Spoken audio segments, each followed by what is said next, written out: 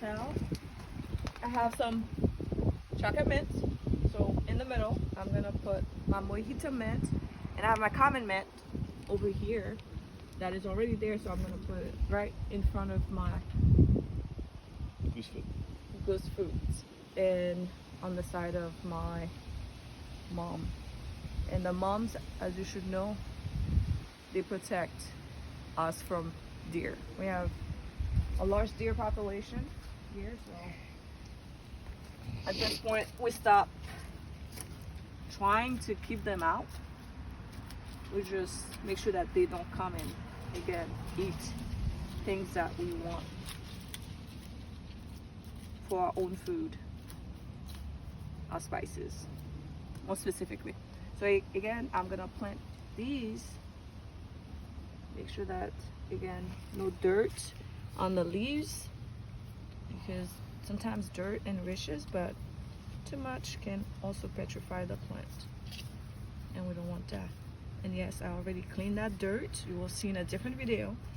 I raked all the stuff that I don't want in there, and yes, there are still leaves. Now, is there a correlation difference between the root on this one, since it was just a straight line, compared to the ones that are kind of hairy looking like that? These ones, that means they were actually rooting. They were getting more into the earth, the dirt, and pretty much growing and spreading. Okay. And at the end of the day, that's what these root herbs, that's how they grow. They root into the ground and they multiply. And you're only going like an inch or two down? yes.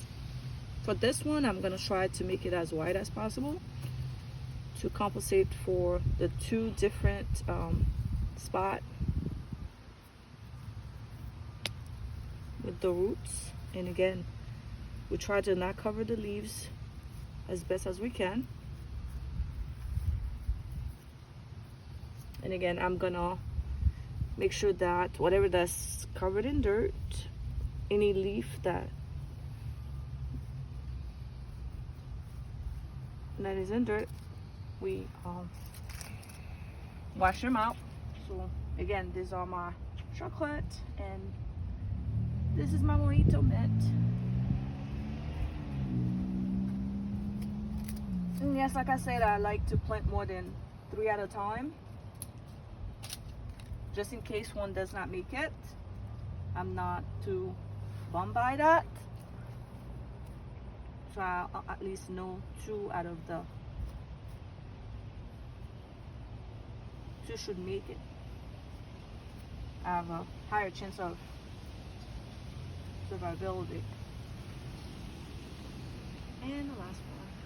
So yes, I'm putting them in a row right in front of my goose foot. And for those of you who didn't know, this is edible plant. It has so many different names. Goosefoot being the most common. But I planted it as spinach, and when we always go back on our app and make sure that whatever we planted is actually what came out. So when we research on our app, plant app, came back as goosefoot, which is still a version of spinach, and it's highly edible, full of minerals and vitamins and another. So again, make sure the roots are deep into the ground, because again, we have these little critter friends, squirrels, large population here.